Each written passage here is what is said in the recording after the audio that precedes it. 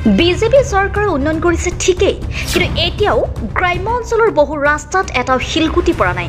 এই অভিযোগ বিজেপি নেতা নুৰ হুছেইনৰ।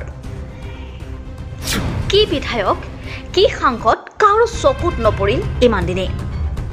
পঞ্চায়ত আহিল গ'ল, কিন্তু ৰাস্তা হলে নহল, যাৰ ফলত স্থানীয় ৰাইজ ৰাস্তা নিৰ্মাণৰ দাবীত জনপ্ৰতিনিধিৰ বিৰুদ্ধে ক্ষোভিত হৈ পৰিছে। বিনাকানি সমষ্টিৰ বৰবালি গাঁও পঞ্চায়তৰ অক্সেক চৌধুৰী বজাৰ চামৰালী সংযোগী গুৰুত্বপূৰ্ণ পথছোৱা নিৰ্মাণৰ বাবে ধনো দিছিল চৰকাৰে। বহু পুৰণি এই ৰাস্তাৰে হাজাৰ হাজাৰ লোকে অহা যোৱা কৰে আৰু সেই হেতুকে শীঘ্ৰেই পথছোৱা মেৰামতিৰ দাবী জনাইছে। এবাৰ খুদ বিজেপি নেতাই নিজৰ চৰকাৰৰ বিৰুদ্ধে দুৰ্নীতিৰ অভিযোগ তুলিছে। হোজাই জিলা বিজেপিৰ সংখ্যালঘু মৰ্চাৰ সম্পাদক নুৰ হুছেইনে চৰকাৰৰ বিৰুদ্ধে ক্ষোভ প্ৰকাশ কৰে।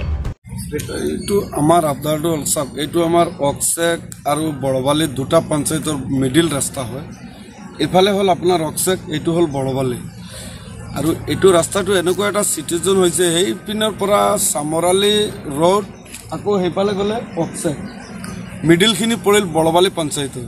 তেতিয়া মানে এনেকুৱা এটা দুৰৱস্থা চলি আছে, না অক্সেকে কৰে, না বৰবালিয়ে কৰে, না চামৰালীয়ে কৰে, না অক্সেক ফাটাৰে কৰে, কোনো এটা পঞ্চায়তে কামখিনি নকৰে। সেইটো নকৰাৰ কাৰণে আজিৰ ডেটত চাওক আপোনালোকে ৰাস্তাখিনি, আমাৰ এখন স্কুলীয়া বাছ নোসোমায়, এখন স্কুলীয়া গাড়ী নোসোমায়, বৰষুণ বতৰেৰে হ'লে আমাৰ ঘৰৰ পৰা ওলাবলগীয়া একদম মানে দূৰ অৱস্থা। ইপিনে চাওক ৰাস্তাটো আগত আছিলে, এইখিনি বয়সীয়া মানুহ আছে, আপোনালোকে সোধক 18 ফুট, আজিৰ ডেটত ৰাস্তাটো হৈ গ'ল আপোনাৰ 10 ফুট, 8 ফুট দুটা চাইডত এনে গ'ল। আমাৰ আজিলৈকে 1983 পৰা আমি দেখি আছোঁ, আজিলৈকে এটা শিলগুটি পলোৱা নাই। কিন্তু এনেকুৱা কোনো ট্ৰাম্পছ নাই যে এইজন প্ৰেচিডেণ্ট হ'ল, এইজন কাউন্সিলাৰ হ'ল, এইটো ৰাস্তাৰ বাজেট হোৱা নাই বুলি। বাজেটটো হয়, কামটো নহয়।